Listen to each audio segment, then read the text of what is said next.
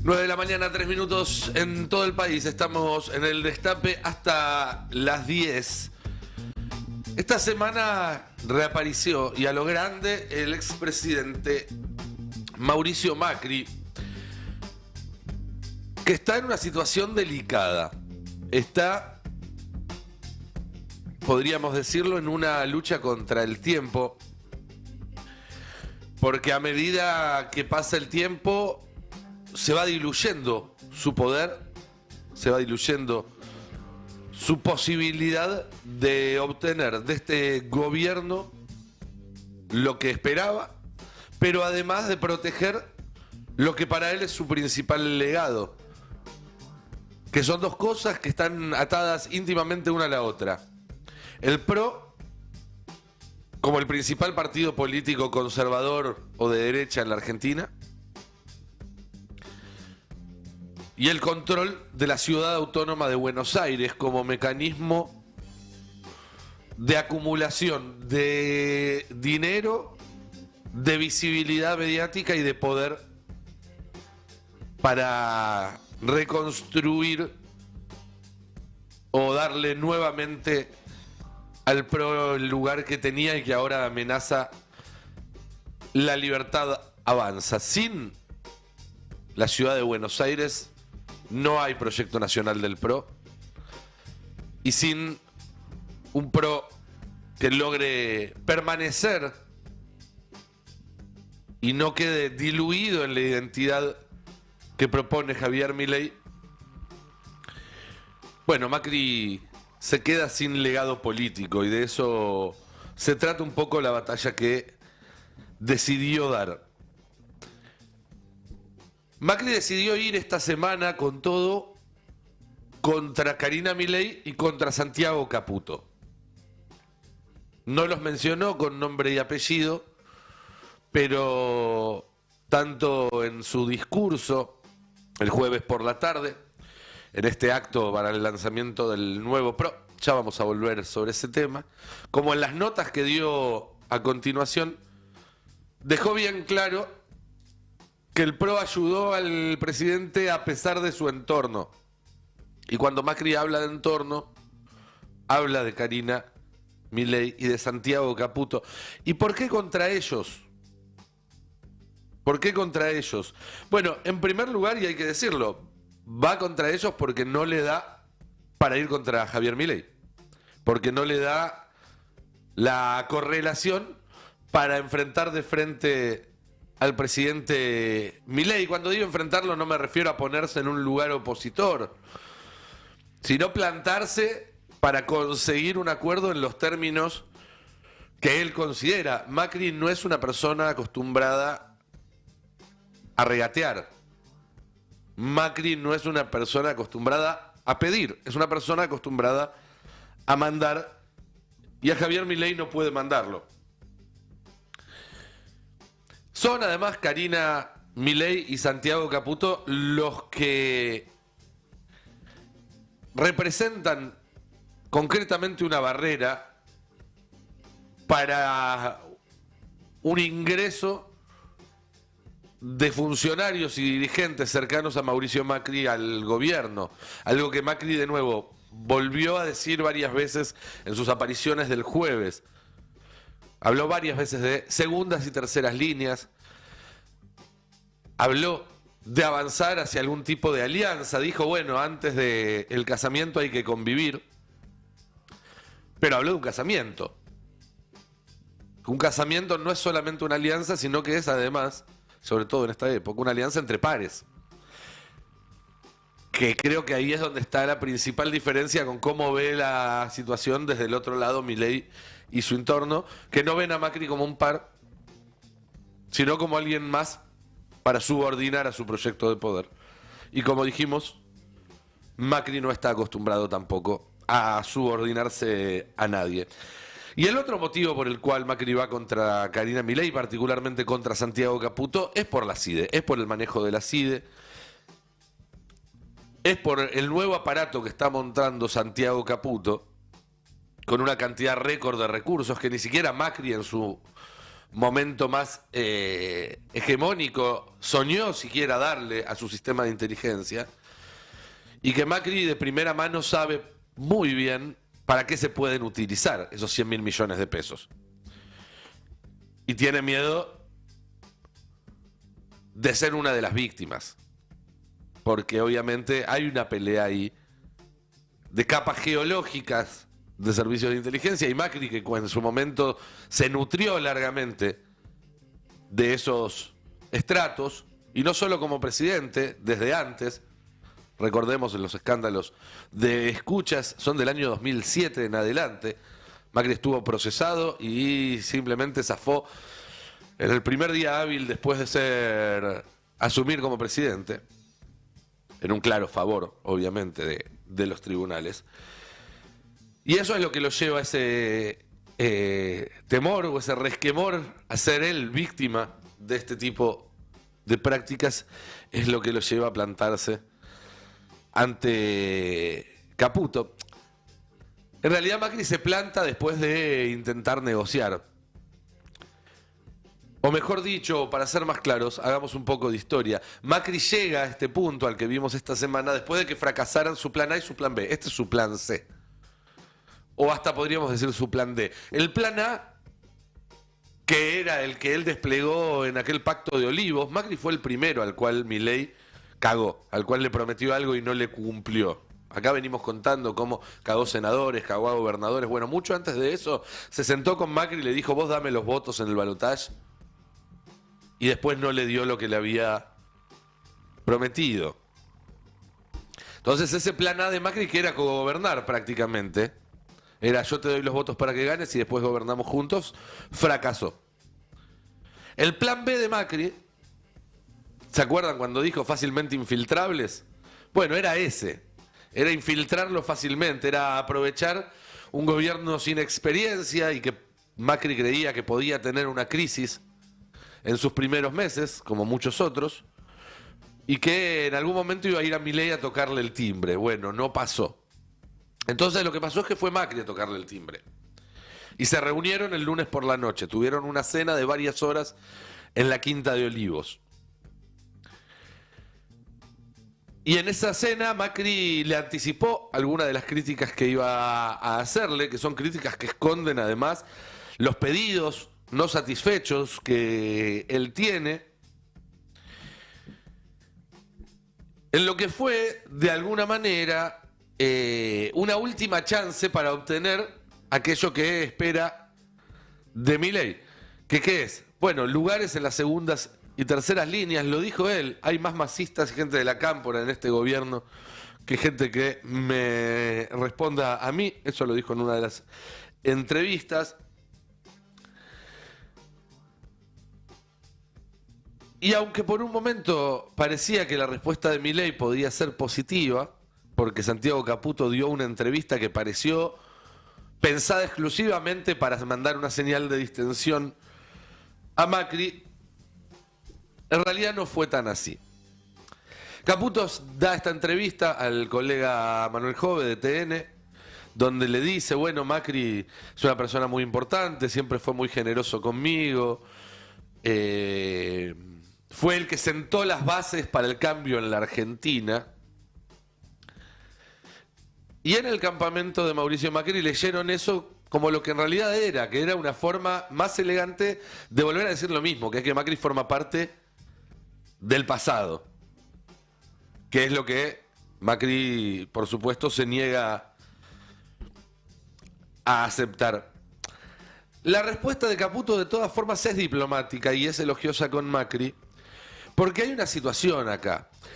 ¿Vieron el final de Perros de la Calle, Reservoir Dogs, la película de Tarantino, en la cual terminan ellos, los protagonistas, apuntándose los unos a los otros en una especie de rueda en la cual cualquiera que gatillara podía matar al otro, pero también caer víctima del mismo enfrentamiento, dañar al otro, pero también ser dañado?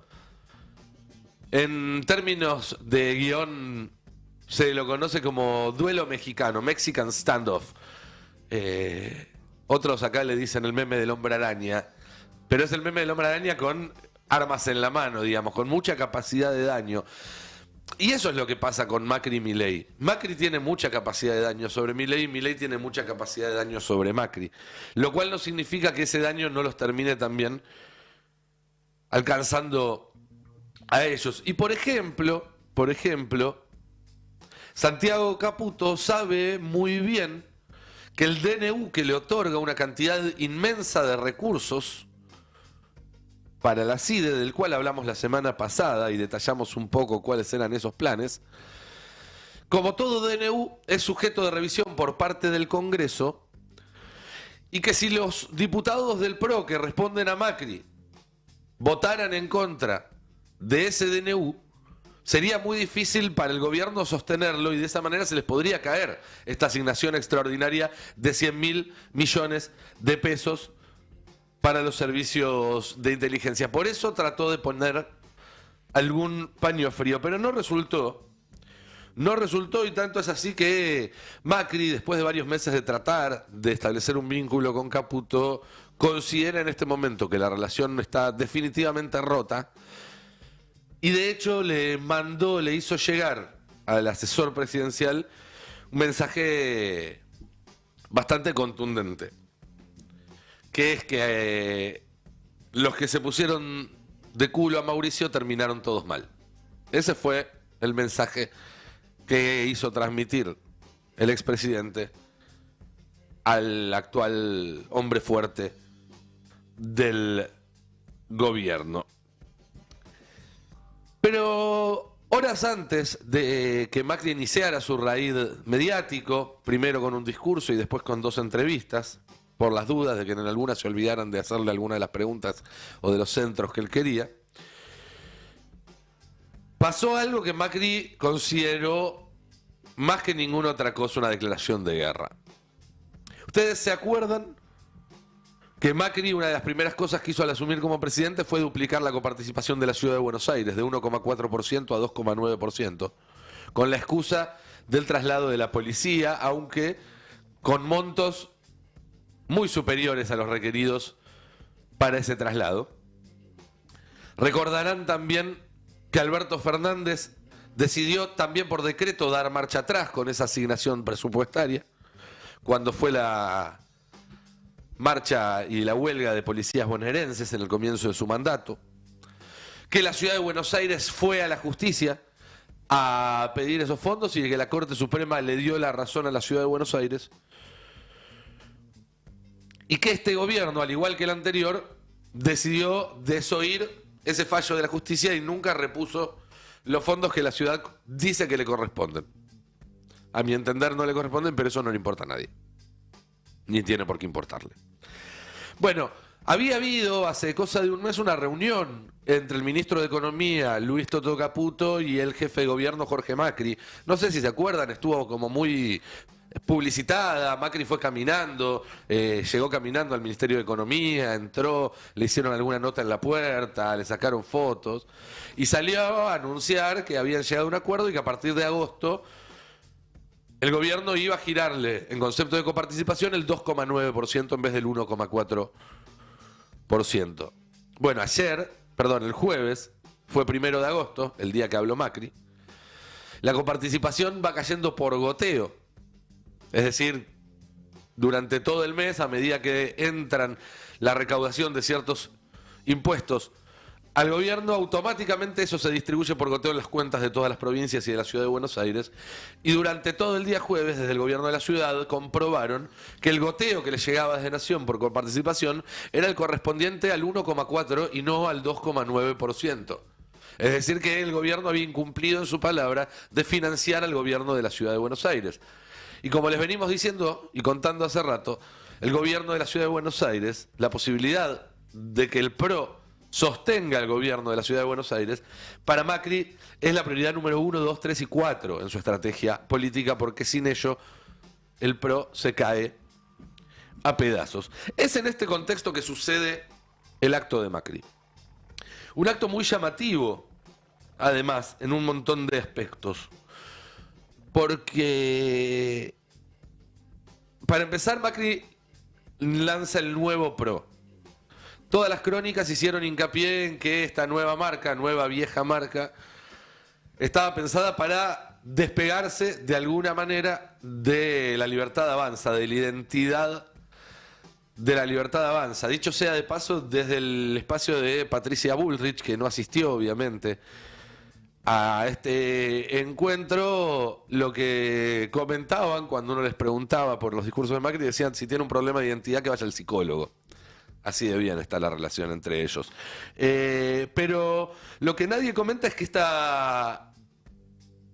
este relanzamiento, esta nueva identidad de marca del PRO también los aleja de sus socios en Juntos por el Cambio, que no estuvieron presentes en absoluto en el acto que llevó a cabo el expresidente. Pero no son los únicos que no estuvieron presentes. Hubo figuras muy pesadas, muy importantes del PRO,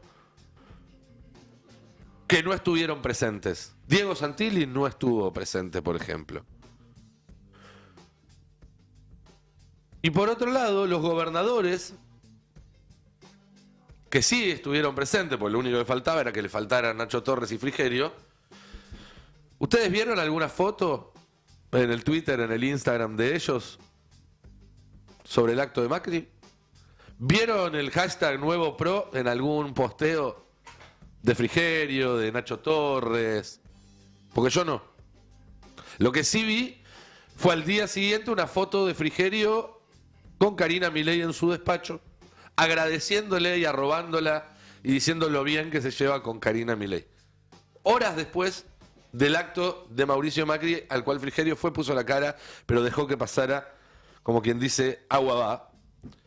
Algo que sin ninguna duda deben haber notado en el entorno del ex presidente, que sí tuvo, como destacó algún cronista con cierto ingenio, la presencia de figuras muy importantes como el Mago Sin Dientes en su acto.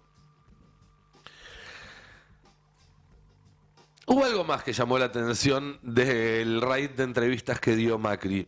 En este caso, la que dio con Alejandro Fantino ayer viernes. Y que es que citó a Perón. Generó bastante revuelo en las redes. Citó a Perón, dijo que la producción tiene que ser la estrella que guíe el sendero de la nación, y dijo que nadie puede, o que todos deben producir tanto como aquello que consumen. Pero digo, una cosa es citar a Perón, como decíamos en su momento, cuando hablábamos de Victoria Villarruel. Otra, que está muy doctrinaria últimamente en sus discursos, una cosa es citarlo, otra cosa es que el proyecto de país que propones tenga algo que ver con las ideas del justicialismo. Me voy a corregir, porque dije proyecto de país.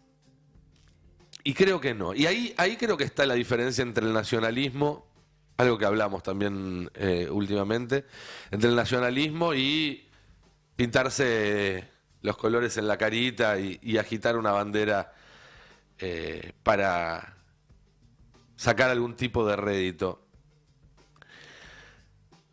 Estamos viendo en tiempo real una disputa por quién se queda con ese campo que hoy parece tan fértil, que es la derecha en la Argentina. Y tanto los Milei como Victoria Villarruel como Mauricio Macri tienen cada uno su propio proyecto de poder. Pero ninguno de ellos tiene un proyecto de país. Ninguno tiene un plan de desarrollo para la Argentina. No es lo mismo tener un plan para el país, un plan para su territorio, sus recursos y sus habitantes, cuyo resultado no necesariamente sea virtuoso. Es decir, si yo planeo lotear la Patagonia, entregarle todos los recursos naturales a empresas extranjeras, hacer morir de hambre a la mitad de la población, bueno, eso es un plan para la Argentina, pero eso no significa que eso sea un proyecto nacional. Y ni Milei, ni Macri, ni Villarroel tienen un proyecto nacional. Ahora, y con esto termino, me pregunto, ¿por qué si Macri y Villarroel, entre otros, utilizan estas banderas, se visten con estos ropajes, obviamente percibiendo que el viento de la opinión pública, por cosas que pasan a nivel global, seguramente con algunas encuestas en la mano, se está volviendo más receptivo a esa clase de mensajes? Digo, si ellos se dan cuenta de que hay una demanda para esa clase de mensajes, ¿por qué tienen que ser ellos los que ocupen ese espacio y no los dirigentes que realmente sí pueden presentar y representar un proyecto nacional, un proyecto de desarrollo, una idea de nación, que es algo muy distinto a citar una frase, a marchar arriba de un tanque o a subir un posteíto a tus redes sociales? ¿Por qué son tan tímidos los dirigentes que realmente pretenden encabezar un movimiento popular para hacerse cargo de esos idearios que obviamente están en boga? Porque ni Villarroel estará, ni Macri se mueve un centímetro, y mucho menos en esa dirección, si no sabe que le trae algún tipo de beneficio. Si no queremos que el electorado escuche esos cantos de sirena, bueno, habrá que cantar un poco más fuerte y una melodía que sepa endulzar los oídos.